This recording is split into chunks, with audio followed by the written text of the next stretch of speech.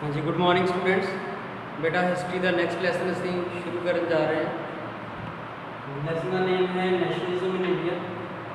Lesson number 3 of history. Nationalism in India है next lesson. जो तुसीं देखांगे कि हिंदुस्तान दे विच जो नेशनलिज्म है देश प्यार की फीलिंग है किस तरह पैदा हुई, इसकी किस तरह डिवेलपमेंट हुई in the 20th century 1920 onward असीं देखांगे। इहदे विच सब तो पहला दसदा है कि हिंदुस्तान के मॉडर्न नेशनलिज्म है किसी उस तो जानने तो पहला सानूं ये पता होना चाहिए, जिवें असीं पहला नैशनलिज्म इन यूरोप पढ़ के आए हैं। जदों हिंदुस्तान दे विच बहुत सारे मिडल क्लास के परसन पढ़ लिख गए तो उन्होंने जो वर्ल्ड हिस्ट्री पढ़ी तो उन्होंने जोड़ा है यूरोप के नैशनलिज्म बारे पता चलिया और उस तो उन्होंने काफ़ी ज़्यादा प्रेरणा ली। असीं पढ़ के आए हैं कि यूरोप के जो नैशनलिज्म आया सीगा तो उत्थे नेशन स्टेट्स डिवेलप हुई सी, इटली वर्गियाँ, जर्मनी वर्गियाँ। इस तो काफ़ी ज़्यादा सिक्ख्या ली हिंदुस्तानियों ने। प्लस असीं ये भी देखा सीगा कि यूरोपीयन नैशनलिज्म के उन्होंने नवे नवे नैशनल सिंबल डिवेलप किए सीगे। New national songs, patriotic songs जिहड़े सीगे उन्हां दे राहीं नैशनल फीलिंग आई सी यूरोप दे विच। लोगों ने अपनी आइडेंटिटी नेशन के नाल जोड़नी शुरू कर दी सी। लोगों को सेंस ऑफ बिलोंगिंग फील होनी शुरू हो गई सी कि असी इस नेशन में बिलोंग करते हैं और ये जोड़ा है नैशनल फीलिंग उत्थे काफ़ी ज़्यादा डिवेलप हुई। इसका नतीजा की होया कि यूरोप के अलग अलग नैशनैलिटीज़ ने, अलग अलग कौमां ने अपने अपने नेशन बना लए सी। इस चीज़ तो हिंदुस्तानियों ने भी काफ़ी कुछ सीखा और उन्होंने इस चीज़ की इंस्पीरेशन मिली कि असी भी जोड़ा है यूरोपियन लोगों के वांग यूनाइटेड होइए, इकट्ठे होइए और अपने देश को कलोनीअल पावर ब्रिटिश तो अंग्रेज़ों तो आज़ाद कराइए। और ये वास्ते जोड़ा है किस तरह के नाल फाउंडेशन रखी गई उसी देखते हैं। That was nationalism was a struggle of various classes or groups against the British, which was a colonial power. अंग्रेज एक colonial power सी। कलोनीअल पावर वो होंगी है जिहड़ी कि खासकर अगर असी उस टाइम की गल करिए, उस टाइम पर जोड़ियाँ वड्डियां वड्डियां यूरोपीयन पावर सीगियां, इंग्लैंड, फ्रांस, जर्मनी वर्गियां, इन्हां ने एशिया और अफ्रीका के जोड़े गरीब देश सीगे उन्होंने अपन कलोनीज बना रखा सी। उत्थे पोलीटिकली और इकनोमिकली कंट्रोल बना कायम कर लिया सी अपना और उन्होंने रज के एक्सप्लॉयट कर रहे सी कलोनीज। हिंदुस्तान भी जोड़ा है अंग्रेज़ों की कलोनी बन चुका सी। इस कलोनी के विचों बहुत ही सस्ते रेट पर रॉ मटीरियल खरीदा जाता सीगा और इंग्लैंड दी इंडस्ट्रीज भेजा जाता सी। फिर इंग्लैंड की इंडस्ट्री के जो मटीरियल जोड़ा तैयार होंदा सीगा उस रॉ मटीरियल तो वो काफ़ी महंगे रेट के उपर लिया के वापस इंडिया की मार्केट में बेचा जाता सी। So this was the purpose of creating the colonies by the European powers. So British भी यही कर रहे थे हिंदुस्तान के। सो इस कारण असं ब्रिटिश को कलोनीअल पावर का नाम दिता है, बुक में भी लिखा हुआ है। सो कहता है कि जो मॉडर्न नेशनलिज्म से इंडिया का उस टाइम पर अलग अलग ग्रुप्स, अलग अलग क्लासिस। हिंदुस्तान अज भी डाइवर्स है, उस टाइम भी डाइवर्स सी। धर्म के नाम पर जातियाँ भी सी उस टाइम, कास्ट सी अलग अलग।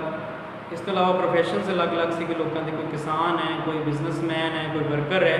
सो जिन्ने भी ग्रुप से लोगों के हिंदुस्तान के उन्होंने स्ट्रगल से कि खिलाफ, अंग्रेज़ों के खिलाफ।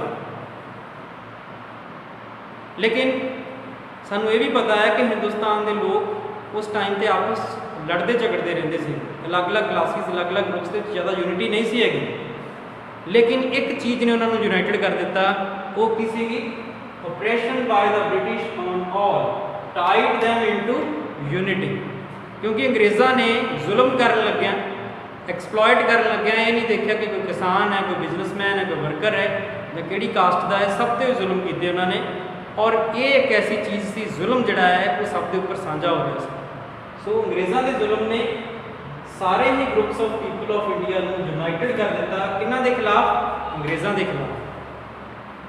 सो इस तरह जोड़ा नैशनलिज्म लोगों के डिवेलप होना शुरू हो गया, आम लोगों के भी। And this nationalism movement was led by the Congress party.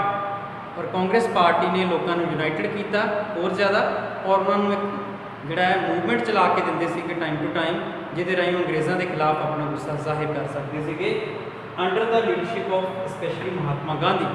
ਔਰ ਮਹਾਤਮਾ ਗਾਂਧੀ ਜਿਹੜੇ ਹੈ ਇਹਨਾਂ ਨੇ ਆਉਣ ਵਾਲੇ ਟਾਈਮ ਦੇ ਵਿੱਚ 20th ਸੈਂਚੁਰੀ ਦੀ ਬਿਗਨਿੰਗ ਦੇ ਜਿਹੜਾ ਹੈ ਕਾਂਗਰਸ ਨੂੰ ਕਾਫੀ ਹੱਦ ਤੱਕ ਲੀਡ ਕੀਤਾ। ਜਿੰਨੀਆਂ ਮੂਵਮੈਂਟਸ ਚੱਲੀਆਂ ਸਾਰੀਆਂ ਨੂੰ ਮਹਾਤਮਾ ਗਾਂਧੀ ਜੀ ਲੀਡ ਕਰਦੇ ਰਹੇ ਔਰ ਇਸ ਤਰ੍ਹਾਂ ਜਿਹੜਾ ਹੈ ਇਹਨਾਂ ਨੇ ਹਿੰਦੁਸਤਾਨ ਦੀ ਨੈਸ਼ਨਲਿਜ਼ਮ ਨੂੰ ਲੀਡ ਕਰਨਾ ਸ਼ੁਰੂ ਕਰ ਦਿੱਤਾ ਕਾਂਗਰਸ ਐਂਡ ਮਹਾਤਮਾ ਗਾਂਧੀ। ਸੋ ਇਹਦੇ ਬਾਰੇ ਅਸੀਂ ਡਿਟੇਲ ਦੇ ਵਿੱਚ ਡਿਸਕਸ ਕਰਾਂਗੇ ਇਸ ਚੈਪਟਰ ਦੇ ਵਿੱਚ। ਦਿਸ ਵਾਸ ਆਲ ਦਾ ਇੰਟਰੋਡਕਸ਼ਨ। ਔਰ ਇਹਦੇ 'ਚ ਅਸੀਂ 1920s ਤੋਂ ਔਨਵਰਡ ਲੈ ਕੇ ਜਿਹੜਾ ਹੈ ਮਹਾਤਮਾ ਗਾਂਧੀ ਜੀ ਨੇ ਜਿਹੜੀਆਂ 2 ਸਪੈਸ਼ਲ ਮੂਵਮੈਂਟਸ ਚਲਾਈਆਂ ਸੀਗੀਆਂ, ਨਾਨ ਕੋਆਪਰੇਸ਼ਨ ਮੂਵਮੈਂਟ ਔਰ ਸਿਵਲ ਡਿਸਓਬੀਡੀਐਂਸ ਮੂਵਮੈਂਟ, ਉਹਦੇ ਬਾਰੇ ਡਿਟੇਲ ਦੇ ਨਾਲ ਰੀਡ ਕਰਾਂਗੇ। This is very important lesson. ਹਾਂਜੀ ਸਟੂਡੈਂਟਸ, ਬੇਟਾ ਫਸਟ ਟੌਪਿਕ ਜਿਹੜਾ ਹੈ ਇਸ ਲੈਸਨ ਦਾ ਉਹ ਹੈ effects of first world war on India. ਇਹਦੇ 'ਚ ਅਸੀਂ ਦੇਖਾਂਗੇ ਕਿ ਹਿੰਦੁਸਤਾਨ ਦੇ ਉੱਪਰ ਫਸਟ ਵਰਲਡ ਵਾਰ ਦੇ ਕੀ ਬੁਰੇ ਇਫੈਕਟਸ ਪਏ ਸੀਗੇ। ਫਸਟ ਵਰਲਡ ਵਾਰ ਜਿਹੜੀ ਹੈ ਇਹ 1914 ਤੋਂ ਲੈ ਕੇ 1918 ਤੱਕ ਲੜੀ ਗਈ ਸੀਗੀ। ਇਹਦੇ ਵਿੱਚ ਵਰਲਡ ਦੇ ਜਿਹੜੇ ਮੇਜਰ ਕੰਟਰੀ ਸੀਗੇ ਉਹ 2 ਗਰੁੱਪਸ 'ਚ ਵੰਡੇ ਗਏ ਸੀਗੇ। ਕਿ ਪਹਿਲਾਂ ਪੜ੍ਹ ਕੇ ਆਏ ਲਾਈਟ ਪਾਵਰਸ ਜਿਵੇਂ ਇੰਗਲੈਂਡ, ਫਰਾਂਸ, ਅਮਰੀਕਾ, then central powers Germany, Austria, Hungary and turkey.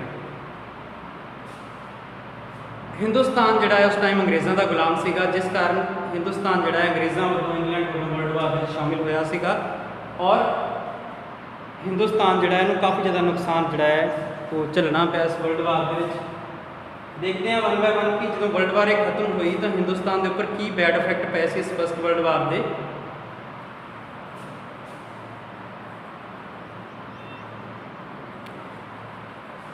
ਹਾਂਜੀ, ਫਸਟ ਬੈਡ ਇਫੈਕਟ ਸੀਗਾ ਹਿਊਜ ਐਕਸਪੈਂਡੀਚਰ ਔਨ ਡਿਫੈਂਸ। ਅੰਗਰੇਜ਼ਾਂ ਨੇ ਵਰਲਡ ਵਾਰ ਦੇ ਵਿੱਚ ਡਿਫੈਂਸ ਦੇ ਉੱਪਰ ਬਹੁਤ ਜ਼ਿਆਦਾ ਖਰਚਾ ਕੀਤਾ ਸੀਗਾ ਔਰ ਇਹ ਖਰਚਾ ਹਿੰਦੁਸਤਾਨ ਦੇ ਖਜ਼ਾਨੇ ਤੋਂ ਲਿਆ। ਪਲੱਸ ਬਹੁਤ ਸਾਰੇ ਵਾਰ ਲੋਨ ਲਏ ਗਏ ਡਿਫੈਂਸ ਉੱਪਰ ਖਰਚਾ ਕਰਨ ਦੇ ਲਈ, ਬਹੁਤ ਸਾਰੇ ਕਰਜ਼ੇ ਲਏ ਗਏ ਔਰ ਵਰਲਡ ਵਾਰ ਖਤਮ ਹੋਣ ਤੋਂ ਬਾਅਦ ਜਿਹੜਾ ਕਰਜ਼ਾ ਸੀਗਾ ਅੰਗਰੇਜ਼ਾਂ ਨੇ ਪੇ ਕਰਨਾ ਸੀ ਵਾਪਸ, ਤਾਂ ਇਹਦੇ ਵਾਸਤੇ ਹਿੰਦੁਸਤਾਨ ਦੇ ਜਿਹੜੇ ਲੋਕ ਸੀ ਉਹਨਾਂ ਦੇ ਉੱਪਰ ਟੈਕਸ ਕਾਫੀ ਵਧਾ ਦਿੱਤਾ ਗਿਆ। ਕਸਟਮ ਡਿਊਟੀਜ਼ ਕਾਫੀ ਵਧਾ ਦਿੱਤੀਆਂ ਗਈਆਂ, ਬਲਕਿ ਇੱਕ ਨਵਾਂ ਟੈਕਸ ਲਗਾ ਦਿੱਤਾ ਗਿਆ ਇਨਕਮ ਟੈਕਸ, ਕਿ ਹਰ ਇੱਕ ਹਿੰਦੁਸਤਾਨੀ ਨੂੰ ਆਪਣੀ ਇਨਕਮ ਦੇ ਉੱਪਰ ਜਿਹੜਾ ਹੈ ਉਹ ਗਵਰਨਮੈਂਟ ਨੂੰ ਟੈਕਸ ਦੇਣਾ ਪਏਗਾ। ਇਹਦੇ ਨਾਲ ਕੀ ਹੋਇਆ ਕਿ ਲੋਕਾਂ ਦੀ ਜੇਬ ਦੇ ਉੱਪਰ ਬਹੁਤ ਜ਼ਿਆਦਾ ਬਰਡਨ ਪੈ ਗਿਆ, ਜਿਹਦੇ ਨਾਲ ਲੋਕਾਂ ਦੀ ਹਾਲਤ ਜਿਹੜੀ ਹੈ ਕਾਫੀ ਖਰਾਬ ਹੋ ਗਈ, ਪੋਵਰਟੀ ਵਧਣ ਲੱਗ ਗਈ ਹਿੰਦੁਸਤਾਨ ਦੇ ਵਿੱਚ।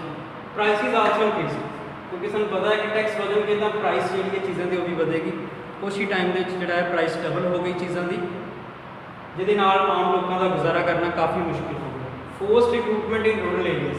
ਵਰਲਡ ਵਾਰ ਦੇ ਦੌਰਾਨ ਅੰਗਰੇਜ਼ਾਂ ਨੂੰ ਸੈਨਿਕ ਚਾਹੀਦੇ ਸੀ ਵੱਧ ਤੋਂ ਵੱਧ, ਕਿਉਂਕਿ ਲਗਾਤਾਰ ਸੈਨਿਕ ਮਰ ਰਹੇ ਸੀ ਵਰਲਡ ਵਾਰ ਦੇ ਵਿੱਚ, ਜਿਸ ਕਰਕੇ ਪਿੰਡਾਂ ਵਿੱਚੋਂ ਜ਼ਬਰਦਸਤੀ ਨੌਜਵਾਨਾਂ ਨੂੰ ਭਰਤੀ ਕੀਤਾ ਗਿਆ ਫੌਜ ਦੇ ਵਿੱਚ, ਜਿਹਦੇ ਨਾਲ ਪਿੰਡਾਂ ਦੇ ਲੋਕਾਂ 'ਚ ਬਹੁਤ ਹੀ ਜ਼ਿਆਦਾ ਰੋਸ ਫੈਲ ਗਿਆ ਔਰ ਅੰਗਰੇਜ਼ਾਂ ਦੇ ਖਿਲਾਫ ਹੋ ਗਿਆ। ਅਸੀਂ ਗਵਰਨਮੈਂਟ ਨੂੰ ਖਤਮ ਕਰਨਾ ਚਾਹੁੰਦੇ ਸੀਗੇ, ਕਿਉਂਕਿ ਉਸ ਟਾਈਮ ਤੇ ਲੋਕਾਂ ਕੋਲ ਪਿੰਡਾਂ ਦੇ ਵਿੱਚ ਲੈਂਡ ਰਿਸੋਰਸਿਸ ਕਾਫੀ ਸੀਗੇ ਔਰ ਉਹ ਨਹੀਂ ਸੀ ਜਾਣਾ ਚਾਹੁੰਦੇ ਜੰਗ ਦੇ ਵਿੱਚ, ਕਿਉਂਕਿ ਉਹਨਾਂ ਨੂੰ ਲੱਗਦਾ ਸੀਗਾ ਕਿ ਉਹਨਾਂ ਦੀ ਵਾਰ ਲੱਗੀ ਹੋਈ ਹੈ ਔਰ ਡੈਥ ਉਹਨਾਂ ਦੀ ਫਿਕਸ ਹੋਏਗੀ ਅਗਰ ਉਹ ਵਾਰ 'ਚ ਜਾਂਦੇ। ਨੈਕਸਟ, ਇਸੇ ਟਾਈਮ ਤੇ ਉੱਪਰ ਕ੍ਰੌਪਸ ਕਾਫੀ ਸਾਰੀਆਂ ਫੇਲ ਹੋ ਗਈਆਂ, ਕਾਫੀ ਕ੍ਰੌਪਸ ਖਰਾਬ ਹੋ ਗਈਆਂ, ਅਕਾਲ ਪੈ ਗਏ।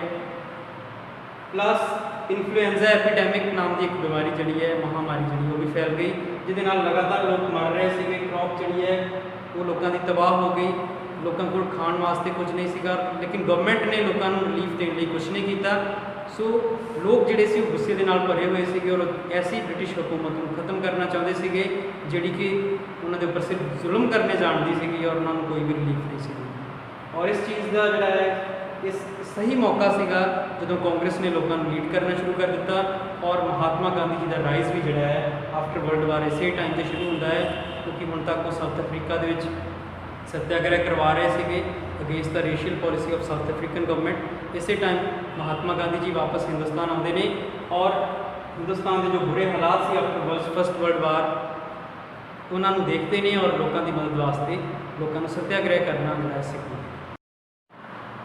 स्टूडेंट्स, बेटा नेक्स्ट टॉपिक है द आइडिया ऑफ सत्याग्रह। सत्याग्रह का जो आइडिया है, जो विचार है, उसके बारे डिस्कस करांगे।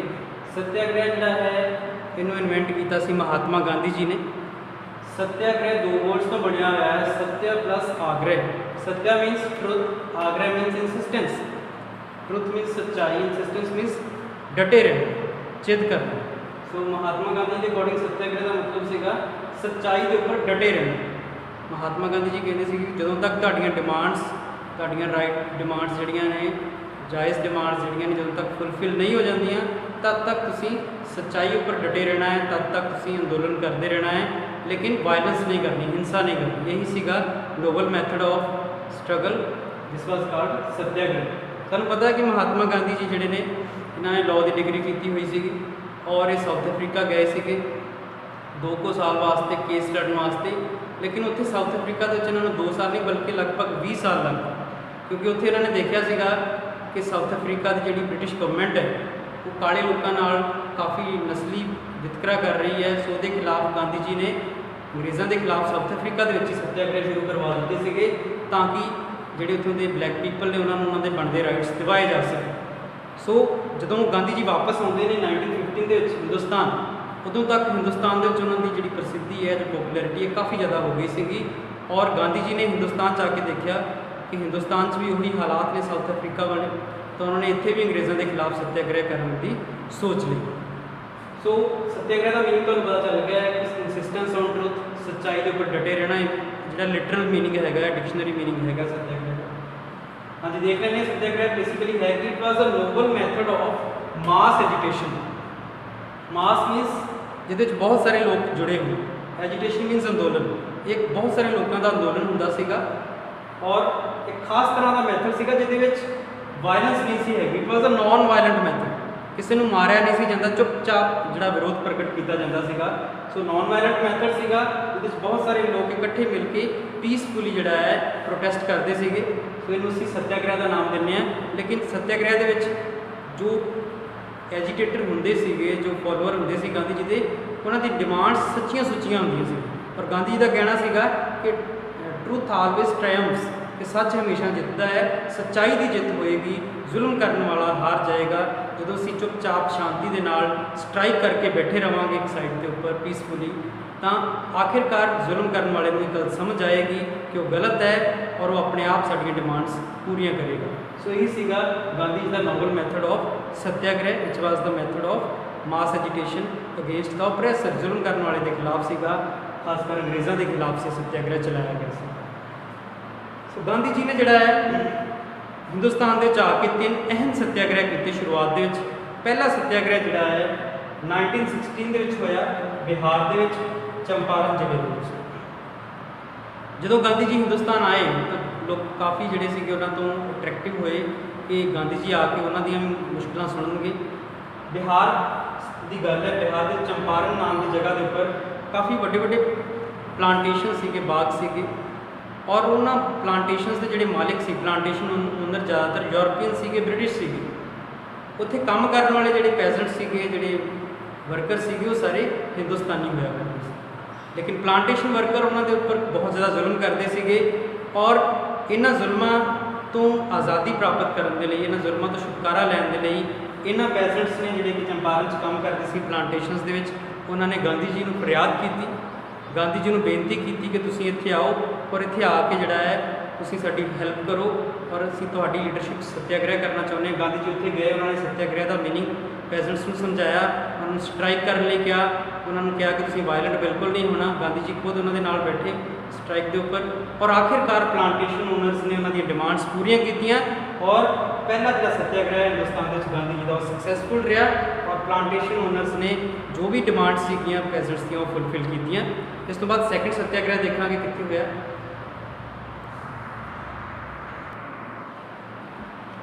ਹਾਂਜੀ ਬੇਟਾ, ਨੈਕਸਟ ਜਿਹੜਾ ਸੈਕਿੰਡ ਸੱਤਿਆਗ੍ਰਹਿ ਕੀਤਾ ਗਾਂਧੀ ਜੀ ਨੇ ਖੇੜਾ ਦੇ ਵਿੱਚ ਸੀਗਾ, ਖੇੜਾ ਗੁਜਰਾਤ ਦੇ ਵਿੱਚ ਸੀ ਔਰ 1917 ਈਅਰ ਦੀ ਇਹ ਗੱਲ ਹੈ। ਜਦੋਂ ਖੇੜਾ ਦੇ ਵਿੱਚ ਦੇਖੋ ਕਿ ਕੁਝ ਕਿਸਾਨ ਸੀਗੇ, ਖੇੜਾ ਏਰੀਆ ਦੇ ਜਿਹੜੇ ਕਿਸਾਨ ਸੀਗੇ 1917 ਦੇ ਈਅਰ ਦੇ ਕਰੀਬ ਜਿਹੜਾ ਹੈ ਉੱਥੇ ਅਚਾਨਕ ਉਹਨਾਂ ਦੀ ਫਸਲ ਜਿਹੜੀ ਹੈ ਬਰਬਾਦ ਹੋ ਗਈ, ਫਸਲ ਖਰਾਬ ਹੋ ਗਈ ਔਰ ਇੱਕ ਮਹਾਮਾਰੀ ਉੱਥੇ ਫੈਲ ਗਈ, ਜਿਹਦੇ ਕਰਕੇ ਚਾਰੇ ਪਾਸੇ ਭੁੱਖਮਰੀ ਫੈਲੀ ਹੋਈ ਸੀ।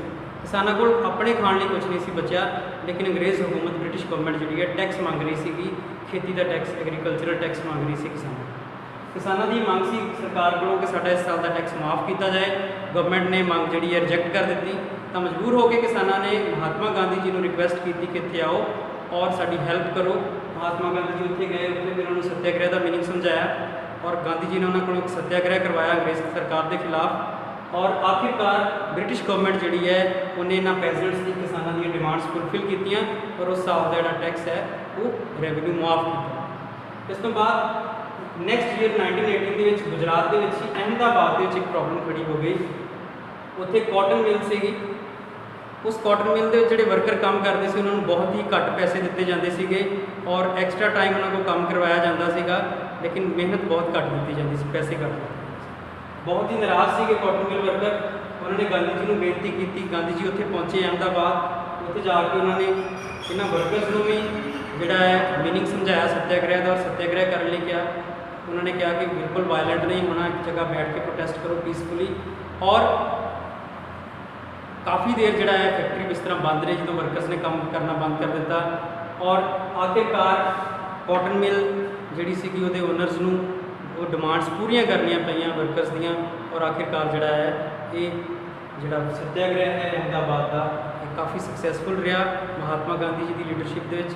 ਔਰ ਇਸ ਤਰ੍ਹਾਂ ਤਿੰਨੋਂ ਹੀ ਸੱਤਿਆਗ੍ਰਹਿ ਜਿਹੜੇ ਮਹਾਤਮਾ ਗਾਂਧੀ ਜੀ ਨੇ ਕਰਵਾਏ, ਪਹਿਲਾਂ ਚੰਪਾਰਨ ਵਿੱਚ, ਫਿਰ ਖੇੜਾ ਵਿੱਚ ਔਰ ਫਿਰ ਅਹਿਮਦਾਬਾਦ ਵਿੱਚ, ਤਿੰਨੋਂ ਹੀ ਸਕਸੈਸਫੁਲ ਰਹੇ ਔਰ ਗਾਂਧੀ ਜੀ ਪੂਰੇ ਨੇਸ਼ਨ ਦੇ ਵਿੱਚ ਕਾफ़ੀ ਪਪੂਲਰ ਹੋ ਗਏ। ਇਹ ਗਾਂਧੀ ਜੀ ਦੀ ਇੱਕ ਵੱਡੀ ਜਿੱਤ ਸੀ, ਸੱਚਾਈ ਦੀ ਜਿੱਤ ਸੀ। Thank you.